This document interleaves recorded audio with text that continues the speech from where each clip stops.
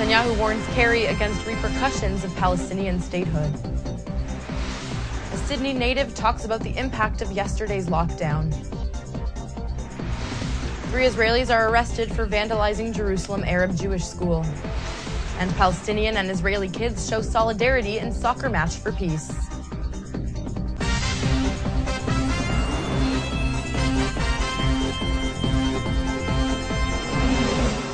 Shalom and welcome to the Jerusalem Post News. Today is Tuesday, December 16th, and here are your top stories.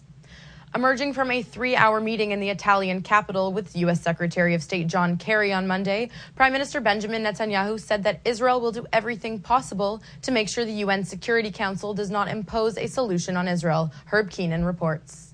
Prime Minister Benjamin Netanyahu met U.S. Secretary of State John Kerry in Rome on Monday at the start of a very active diplomatic week that will see the Palestinians apparently bringing their resolution to the UN Security Council on Wednesday.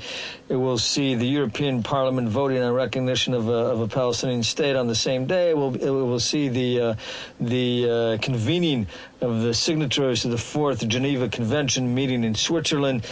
In short, a lot's going on the diplomatic track, most of it not in Israel's favor at a time when Israel is in the midst of an election campaign. Netanyahu's message to John Kerry was short and it was clear. Don't allow the Palestinian resolution or even the French resolution to pass the UN Security Council. That would essentially be turning the U.S.'s back on 47 years of policy, which is that negotiations needed to be done in order to get an agreement, a Palestinian-Israeli agreement, and one could not be imposed from the outside. After Monday's dramatic siege in Sydney, Australia, came to a violent end, Australian Israelis are surprised that terror, which unfortunately is so common in Israel, is making its way to the doorsteps of their hometown. Arsen Ostrovsky, director of research at the Israeli Jewish Congress, who is originally from Sydney, gives some perspective. Right now, all of Australia, especially Sydney, is still in shock. There's just this overwhelming sense of grief.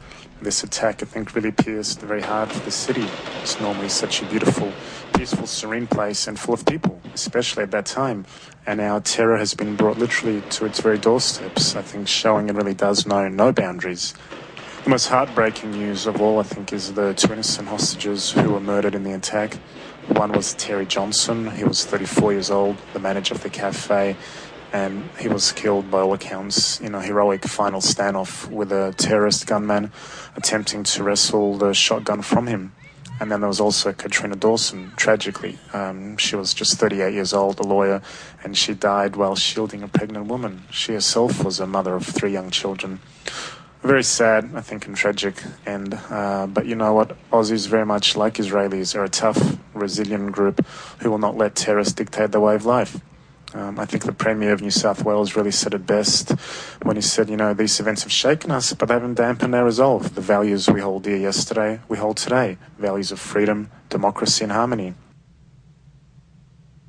3 Israelis from a far-right group were charged on Monday with setting fire to a classroom in an Arab Jewish school that has been a symbol of coexistence in Jerusalem.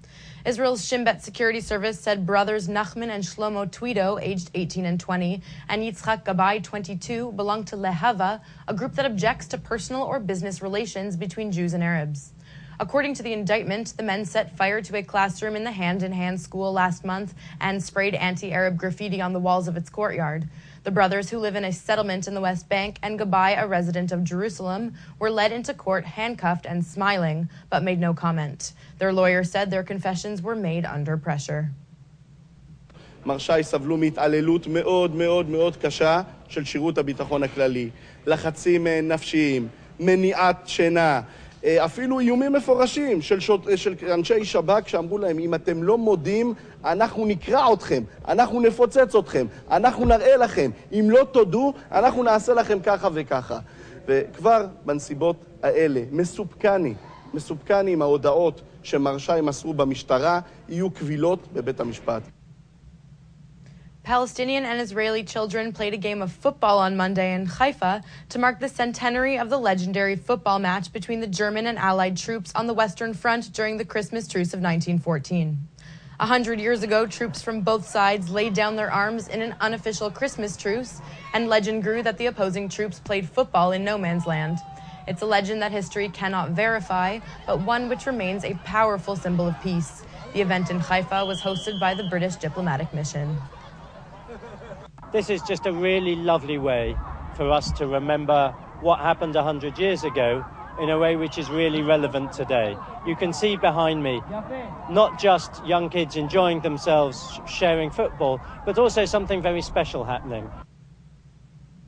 And that's all for today. Don't forget to go to JPost.com and check out our Facebook page for more on these developing stories. Until tomorrow, shalom from the Jerusalem Post studio.